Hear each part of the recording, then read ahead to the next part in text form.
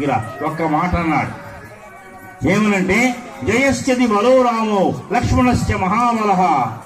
అంటే దూతగా తన ధర్మాన్ని నిర్వర్తించాడు హనుమంతుడు. ముందు ఎవరికి నమస్కారం పెట్టాడు? జయశ్చది బలో రామో, నా రాముడికి జయమొగ్గాగా. ఎందుకని? రాముడు ధర్మమూర్తి కాబట్టి. జయశ్చది బలో రామో లక్ష్మణశ్చ మహాబలః. రాజా జయితు సుగ్రీవో, నేను సుగ్రీవుడికి మంత్రిని. కాబట్టి తన ధర్మాన్ని తను చక్కగా ఆచరించుకుంటూ వచ్చాడు. ఎక్కడ కూడా హనుమంతుడు ధర్మాన్ని దాటలేదు. ఎందుకని? ఆయన ఒక్కటే అన్నాడు, నేను ధర్మమూర్తి రామచంద్రుడి యొక్క భక్తుణ్ణి, రామనామంతో బతుకుతున్నటువంటి వాణ్ణి. రామనామమే నా జీవము, నా జీవనము, నా జవజీవాలు మొత్తము కూడా రామనామంతోనే నిండిపోయి ఉన్నాయి అని అతి స్పష్టంగా చెప్పాడు. కాబట్టి మనం కలికాలంలో ఉంటున్నాం, చేయకూడని పాపాలు కొన్ని చేస్తున్నాం, కొన్ని తప్పులు చేస్తున్నాం.